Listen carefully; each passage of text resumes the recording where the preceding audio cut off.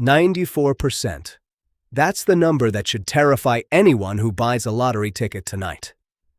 94% of major lottery winners are broke, divorced, estranged from their families, or dead within a few years of hitting the jackpot. Not poor again, not just back to normal, broke, sometimes dead. We're talking about people who had more money than they could spend in 10 lifetimes, and it still wasn't enough to save them. Tonight I'm going to walk you through 7 real people, real names, real dates, real dollar amounts, who won the lottery and watched their lives fall apart because of it. Before we get into it, I want you to sit with this question for a second.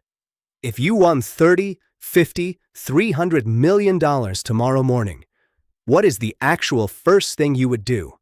Not the fantasy answer, the real one. Would you tell your family immediately? Would you quit your job the same day? Would you tell anyone at all? Drop your honest answer in the comments, because I read every single one of these, and I promise you the answer says more about you than you think. And as we go through these 7 cases, I want you to guess before I tell you what happens. See if you can spot the moment it all goes wrong before I reveal it. Some of these you'll see coming a mile away. Others are going to blindside you completely. And if you've got someone in your life who just came into money, an inheritance, a settlement, a bonus, a lucky break, do them a favor and send them this video before they make one of these same mistakes. Because every single person in this story thought they'd be the exception. Also, if stories like this get your brain working, stories about money, human behavior, and the strange things people do when the rules of their normal life suddenly disappear, hit that subscribe button and tap the like on your way out. It genuinely helps this channel keep making deep dives like this one, and I've got a lot more of these lined up. Let's start in West Virginia on Christmas morning in the year 2002. Jack Whitaker was already a millionaire. He owned a successful construction company, he had a wife, a daughter, a granddaughter he adored named Brandy Bragg, and by most accounts, a genuinely happy life. On December 25, 2002, he won the largest single-ticket Powerball jackpot in American history at that time, $314.9 million. He took the lump sum, which after taxes still left him with roughly $113 million in cash. He did something a lot of winners don't do. He set up a foundation. He gave money to churches. He tipped generously. He seemed, for a moment, like the guy who was going to prove the lottery curse wrong. Then, things started to unravel fast. Within a year of winning, Whitaker was robbed twice. Once, someone broke into his car while it was parked outside a strip club and stole a briefcase containing $545,000 in cash and checks. He was arrested multiple times for driving under the influence.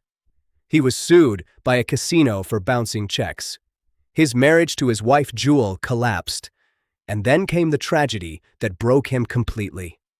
His granddaughter Brandy, the one he said he won the money for, started hanging around a bad crowd that suddenly had access to unlimited cash through her grandfather. She began using drugs. In 2004, her boyfriend was found dead of an overdose at Whitaker's own house. And in December of that same year, almost exactly 2 years after the win, Brandy herself was found dead, wrapped in a tarp behind a jumped van, having overdosed as well. She was 17 years old. Whitaker later said publicly that he wished he had torn up the ticket. By the mid-2010s, the fortune was essentially gone, drained by lawsuits, theft, and the fallout from years of chaos. If you ask me, Whitaker's story is the clearest proof that money doesn't create new problems, so much as it removes the guardrails from the problems that were already quietly sitting there. He wasn't a bad man. He was a generous one, but sudden, unearned wealth attracted exactly the kind of people and exactly the kind of access that turned a family tragedy into an inevitability. Now let's go to Florida, because this next one is not just a story about losing money, it's a story about losing your life over it.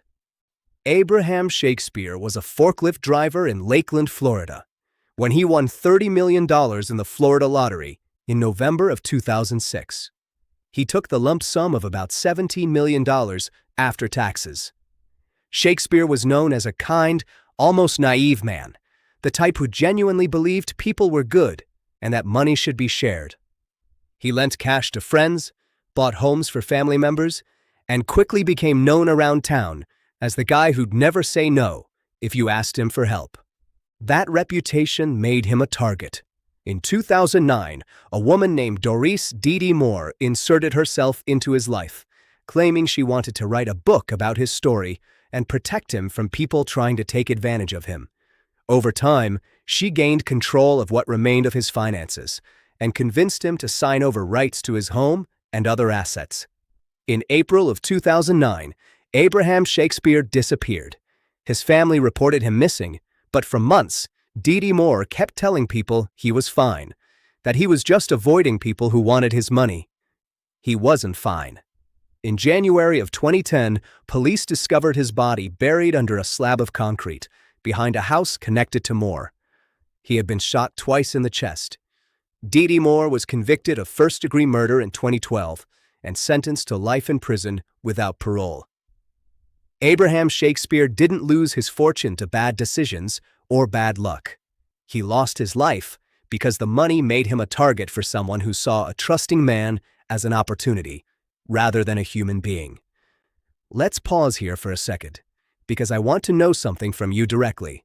Out of the two stories so far, which one hit you harder? And be honest, did you see either of these coming before I said what happened? Type it in the comments. I want to know if this is playing out the way you expected, because trust me, it's about to get stranger. Let's go back a little further in time to Pennsylvania in 1988. William Bud Post III won $16.2 million in the Pennsylvania lottery. Post was already not exactly financially stable before the win, and almost immediately the chaos began. His own brother, according to Post's later accounts, hired a hitman to try to kill him and his wife, hoping to inherit a share of the winnings. That plot failed, but it set the tone for everything that followed. A former girlfriend successfully sued him, claiming she was entitled to a third of the jackpot because of a promise he'd made years before the win. Post ended up giving away money, investing in failed business ventures, including a restaurant and a used car lot, and within about a year, he had already declared bankruptcy. By the time it was all said and done, Post had reportedly lost the entire $16 million and was, by his own account, worse off than before he ever bought the ticket, because now he was in debt on top of it. He was quoted saying that winning the lottery was the worst thing that ever happened to him, and that money can't buy happiness, but it sure can buy misery. He died in 2006, living on a modest disability check. Here's my honest take on Bud Post's case specifically. This one isn't really about greed, it's about the fact that sudden money doesn't fix underlying instability. If your finances, your relationships, or your family dynamics were shaky before the windfall, that same fault line just gets a few $1,000,000 poured directly into the crack. Next, let's talk about someone who proves that winning once isn't even the hard part. It's winning twice and still ending up with nothing. Evelyn Adams won the New Jersey lottery not once, but twice, in 1985 and again in 1986, for a combined total of about $5.4 million. Statistically, winning the lottery twice is almost impossibly rare, somewhere in the range of 1 in 17 trillion. Adams should have been set for multiple lifetimes. Instead, by the mid-1990s, she had lost virtually all of it. She later admitted that a serious gambling habit, largely centered around Atlantic City casinos, combined with generosity toward family and friends who constantly asked for help, drained the fortune entirely. She ended up living in a trailer, working odd jobs just to get by. Her own quote about it stuck with a lot of people. She said if she had it to do all over again, she would not want to win it twice, because the money changed her and not for the better. Now let's shift to a story that's genuinely one of the darkest and strangest on this list, because this one isn't about slow financial ruin. This one is about a death that to this day still raises questions. Aruj Khan was an Illinois businessman living near Chicago who in June of 2012 won $1 million on a scratch-off ticket. He chose the lump sum payout after taxes, which came to around $425,000. Khan was, by every account, thrilled. He told friends and family he wanted to use the winnings to expand his dry cleaning business and help pay off his brother-in-law's debts. He was healthy. He had no history of serious illness. And then, just one day after receiving his lump sum check, before he ever got to spend a cent of it, Aruj Khan suddenly collapsed at home and died. Initially, his death was ruled to be from natural causes, believed to be related to heart disease. Case closed, or so it seemed. But a relative pushed back, insisting something wasn't right, and demanded further testing. When the medical examiner's office re-examined tissue samples, they found lethal levels of cyanide in his system. His death was reclassified as a homicide. And to this day, more than a decade later, no one has ever been charged. No one has ever been convicted. The case remains officially unsolved. A man won $1 million and was murdered before he ever got the chance to spend it. And whoever did it has never faced justice. If that doesn't give you chills, I don't know what will. Type in the comments what you think actually happened there, because investigators, journalists, and true crime communities have debated this one for over a decade, with no resolution. Let's move to a story that's less violent, but arguably just as brutal in its own way, because this one is about betrayal hidden in plain sight. In 1996, a woman named Denise Rossi won $1.3 million in the California lottery. At the time, she was in the process of quietly planning to divorce her husband of 25 years, Thomas Rossi. Under California community property law, any lottery winnings during a marriage are supposed to be split between spouses in a divorce. Denise didn't want to split anything, so she hid the win entirely. She filed for divorce just 11 days after cashing in her winning ticket, and never disclosed the money to her husband, to their attorneys, or to the court. For years, Thomas had no idea the win had even happened. It wasn't until years later that Thomas Rossi discovered the truth, and he took it to court. Because California law requires full financial disclosure during divorce proceedings, and because Denise had deliberately and knowingly concealed a major asset, a judge made an extraordinary ruling. Denise Rossi was ordered to forfeit the entire $1.3 million to her ex-husband as a penalty for the fraud. She didn't just lose half, she lost every single dollar of it because of the deception. If you ask me, this is one of the most satisfying instances of karma in this entire list, because the very system she tried to manipulate ended up being the exact mechanism that took everything away from her. Now for our final case, and this one might be the most heartbreaking, because it's about a child who never really had the chance to make adult decisions with adult money. Callie Rogers was 16 years old, working as a shop assistant in Cumbria, England, when she won £1.9 million on the national lottery in 2003. At the time, the United Kingdom had no minimum age requirement to claim a lottery prize, meaning a teenager legally became a multimillionaire overnight, with essentially no life experience, no financial education, and no real support system built to handle it. Over the following years, Rogers spent extravagantly. She bought several houses, expensive cars, breast augmentation surgery, designer clothes, and reportedly gave large sums of money away to friends and family members who came asking. By her own admission years later, she also struggled with cocaine use during this period, a habit that fed directly into the rapid spending. Within about a decade, by her own account, the majority of the fortune was gone. Rogers later spoke openly in interviews about regretting how young she was when she won, saying that had she been given the money, even 5 or 10 years later, with more maturity and life experience, she likely would have handled it completely differently. She went on to have children and eventually worked ordinary jobs to support her family, a stark contrast to the millionaire lifestyle she briefly lived as a teenager. The United Kingdom has since faced repeated calls to raise the minimum lottery playing and claiming age, specifically because of cases like hers. So, here's the pattern. if you're watching all 7 of these and wondering what actually connects them. It's not stupidity. Jack Whitaker wasn't stupid. Denise Rossi wasn't stupid.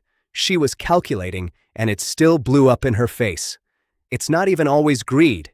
Abraham Shakespeare was one of the most generous, trusting men you'll ever hear about, and it got him killed. What actually connects every single one of these stories is exposure. Sudden money doesn't just hand you opportunity. It hands you exposure. Exposure to people who want a piece of you. Exposure to old relationships and old promises resurfacing. Exposure to habits like gambling or drug use that finally have unlimited fuel behind them. And exposure to a version of your own family and friend group that you never fully saw until the money showed up and revealed exactly who they really were underneath. Here's my honest opinion on the whole thing. I don't think the lottery itself is cursed. I think what actually happens is that money acts like a magnifying glass on a life. If there's instability, addiction, resentment, or fragile relationships already sitting quietly underneath the surface, an enormous sudden windfall doesn't create new problems out of nothing. It just gives every existing problem the resources and the opportunity to fully explode all at once, usually within a shockingly short window of time. And most people, even smart, kind, hardworking people, have absolutely zero preparation for that kind of pressure, because nothing in a normal life teaches you how to survive it. So here's the real lingering question I want to leave you with tonight. If money doesn't actually create character, it just reveals it and then amplifies it, what do you think your own windfall would reveal about the people around you? Would your circle stay exactly the same? Or would you find out things about people you've known for years that you never wanted to know? Think about that honestly for a second before you scroll away. Drop your answer in the comments. Tell me which one of these 7 stories shocked you the most. And if you've got a friend or family member who's ever daydreamed a little too casually about winning big, send them this video right now, because sometimes the most useful warning isn't about the odds of winning. It's about what actually happens after you do. And if you want more deep dives like this one, stories about money, human nature, and the strange true events that never make it into your everyday newsfeed, make sure you're subscribed and give this video a like before you go.